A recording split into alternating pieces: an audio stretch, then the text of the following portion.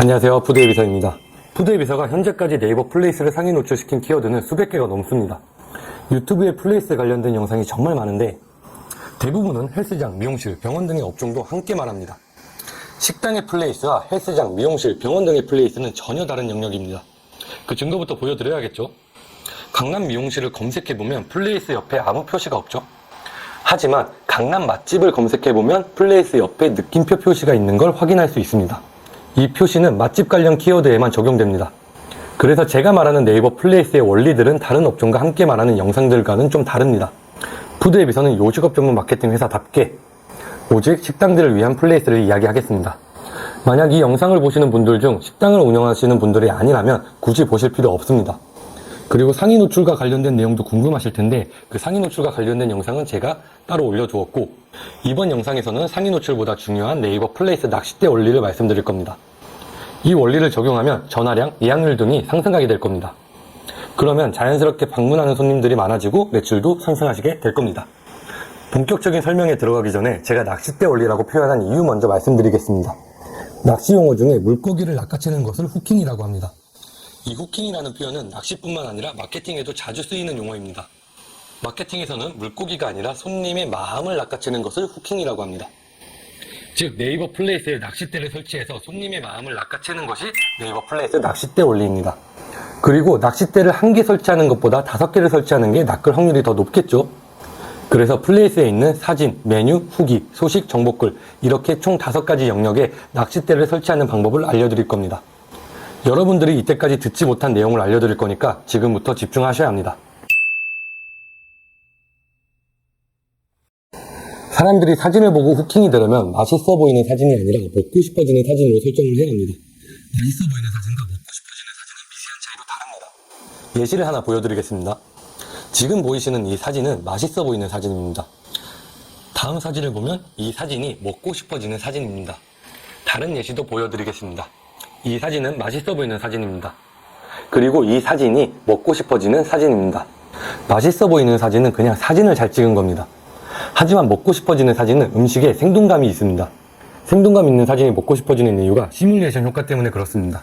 예를 들어 남성분들이 멋진 게임기를 봤을 때 저 게임기 멋있네? 라고 생각합니다. 하지만 게임기가 작동하고 있는 모습을 보면 그 게임기가 막 갖고 싶어지죠.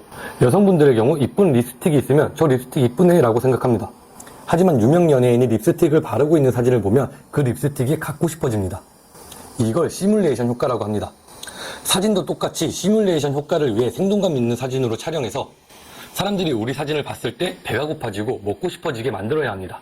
지금 보시는 사진처럼 치즈가 늘어난다거나 고기에서 연기가 난다거나 초장이 뚝뚝 떨어지는 표현으로 우리 음식이 먹고 싶어지게끔 설정을 해야 합니다.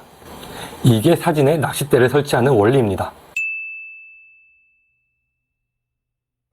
메뉴 부분은 제가 다른 영상에서도 자주 언급하는 내용인데 여러분들이라면 동일한 청소기를 구매한다고 가정했을 때 아무 설명도 없는 청소기와 설명이 구체적으로 잘 적혀있는 청소기 중에 어떤 걸 구매하실 건가요? 이거에 대한 답은 정해져 있죠. 당연히 설명이 구체적으로 적혀있는 청소기를 구매할 겁니다. 음식도 똑같습니다. 사람들은 구체적으로 잘 적혀있는 음식을 구매하게 되어 있습니다. 예시를 보여드리겠습니다. 새우 파스타라는 메뉴명이 있다고 가정하고 A식당은 새우가 듬뿍 들어간 파스타라고 적어두었습니다. B식당은 전남에서 직접 공수해온 통통한 새우가 무려 12마리나 들어있는 파스타라고 적어두었습니다. 그러면 당연히 B식당으로 많이 몰리게 되겠죠. 우리가 판매하고 있는 음식에 대한 장점들을 구체적으로 잘 적어두어야 합니다. 이게 메뉴 영역에 낚싯대를 설치하는 원리입니다. 요즘 식당들을 보면 안 좋은 후기를 찾는 게 더 힘듭니다. 블로그 체험단이 와서 후기를 달아주고 영수증 리뷰 이벤트도 하다 보니까 식당들의 후기는 웬만하면 다 좋습니다. 여기에 낚싯대를 설치하려면 후기에 댓글을 달아줘야 합니다. 하지만 댓글을 달아줄 때 실수하는 게 후기를 단 사람과 소통을 하려고 합니다. 그 후기를 단 사람은 그 댓글을 보지 않습니다. 우리는 앞으로 이 후기를 볼 사람들을 위해 댓글을 달아줘야 합니다. 우리 식당에 대해 잘 인지할 수 있도록 댓글을 달면서 식당의 장점들을 한 번 더 어필하면서 댓글을 달아주는 겁니다. 예를 들어서 후기를 단 사람은 여기 육즙이 정말 좋아요 이렇게만 달죠. 우리는 여기다가 우리 식당의 고기가 육즙이 좋은 이유에 대해서 자연스럽게 댓글로 한 번 더 달아주는 겁니다. 이게 후기 영역에 낚싯대를 설치하는 원리입니다. 보통은 소식 영역에다가 할인 이벤트를 많이 해둡니다. 이것도 낚싯대를 설치하는 방법 중 하나지만 저는 이 방법을 크게 권하지는 않습니다. 소식에다가는 조기소진, 만석사진, 웨이팅 사진 등을 걸어두는 게 진짜 낚싯대를 설치하는 원리입니다. 사람들이 온라인에서 사진을 검색하는 이유는 맛집을 가기 위해서입니다. 그러면 우리 식당이 누가 봐도 맛집처럼 보여야 합니다. 이벤트로 손님의 마음을 낚는 건 한계가 있습니다. 만약 조기소진, 만석사진, 웨이팅 사진 등이 없을 경우에는 음식에 대한 내용을 자주 올리는 게 좋습니다. 예를 들면 고기를 숙성하고 있는 사진, 반죽하고 있는 사진, 싱싱한 회를 손질하는 사진 등이 있습니다. 이러한 사진들로 친절하고 열심히 하는 이미지를 보여주는 것도 좋습니다. 물론 상황에 따라 이벤트를 하는 것도 좋긴 합니다. 저는 이제 푸드에비서라는 요식업 전문 마케팅 회사를 운영하기도 하지만 마루돈이라는 식당도 운영합니다. 이번 1월 1일에 떡국을 무료로 주는 이벤트를 진행했고 그 떡국 이벤트로 인해 정말 많은 사람들이 몰렸습니다. 무조건 이벤트를 하는 게 나쁘다는 건 아니고 이렇게 다양한 방법을 통해 소식 부분을 잘 활용해야 합니다. 다른 유튜브 영상을 보면 정보글에다가 식당의 장점이나 철학 등을 잘 어필하라고 합니다. 이거 욕먹을 수 있는데 솔직히 말하겠습니다. 형편없는 글쓰기 실력으로 정보글에 괜히 구구절절 글을 작성하면 오히려 손님은 더 이탈하게 됩니다.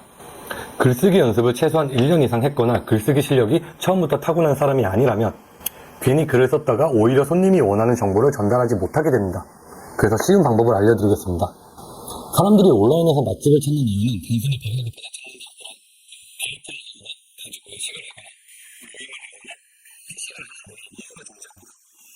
그래서 굳이 정보글에다가 구구절절 글을 쓰지 말고 우리 식당이 데이트하기에 적합하다, 가족 외식을 하기에 적합하다, 회식을 하기에 적합하다 이런 내용들을 잘 정리해서 써두는 게 훨씬 더 좋습니다. 이게 정보글에 낚싯대를 설치하는 원리입니다. 네, 지금까지 네이버 플레이스 낚싯대 원리에 대한 설명이었습니다. 네이버 플레이스 노출이 먼저가 아닙니다. 광고를 하는 게 먼저가 아닙니다. 우선 네이버 플레이스 낚싯대 원리를 적용해서 플레이스를 잘 꾸며두셔야 합니다. 제가 말한 대로 5개 낚싯대를 설치하신다면 전화량이 상승하실 거고 예약률이 상승하시게 될 겁니다. 그리고 자연스럽게 매출도 상승하실 겁니다. 이번 영상은 여기서 마치도록 하겠습니다. 시청해주셔서 감사합니다.